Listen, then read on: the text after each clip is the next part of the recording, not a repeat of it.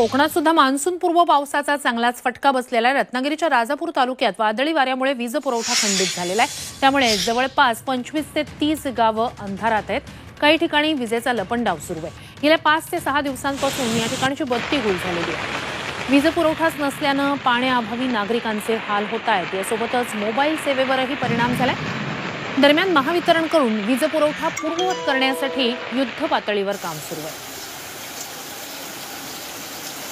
तर राज्याच्या काही भागांना पावसाचा अंदाज वर्तवण्यात आलेला होता, इशारा देण्यात आलेला होता। त्यात तळ कोकणाचा सुद्धा उल्लेख होता। अधिकची माहिती आहे या सगळ्या संदर्भात आपले प्रतिनिधी प्रणव पोळेकर यांच्याकडून घेऊया। प्रणव, रत्नागिरीतली आत्ताची नेमकी पावसाचे अपडेट काय आहेत आणि ज्या ठिकाणी बत्ती गुल झालेली होती तिथे पुन्हा एकदा वीज पुरवठा सुरळीत झालाय का?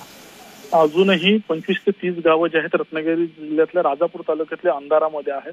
गेल्या 2 दिवसांपासून हे गाव जे आहे ते अंधारमध्ये। अमृत नोनी गॅस्ट्रिन, अपचन, ऍसिडिटी, गॅस्ट्रबल यापैकी तुम्हाला कुठलाही गॅस्ट्रिक प्रॉब्लेम झाला, उपाय एकच, अमृत नोनी गॅस्ट्रिन। झालेले आहेत। मोबाईलचं रेंज देखील इतकं गायब झालेली आहे आणि महावितरणचं युद्ध पातळीवर काम जे आहे ते सुरू आहे। मात्र इतकी पडझड झाली आहे त्यामुळे मॅन पॉवर जे आहे ती कमी पडते असं त्यांचं महावितरणचं म्हणणं आहे आणि त्यामुळे सध्या ही गावं जी आहेत ते अंधारमय झालेली या गावांमध्ये पाहायला मिळतं आणि अजूनही इथला वीज पुरवठा सुरू व्हायला 2 ते 3 दिवस लागतील असं महावितरणकडून सांगण्यात आलं। नक्कीच धन्यवाद प्रणव, तुम्ही दिलेल्या संपूर्ण माहितीसाठी। मात्र अतिशय महत्त्वाची ही घडामोड म्हणावी लागेल। इथला वीज पुरवठा सुरळीत होण्यासाठी आणखी 2 ते 3 दिवस जातील असा एक अंदाज वर्तवला जातोय। मोबाईल सेवा सुद्धा इतकी ठप्प झालेली आहे। मात्र हे सगळं पुन्हा एकदा पूर्ववत करण्यासाठीचं काम युद्ध पातळीवर प्रशासनाकडून केलं जात आहे।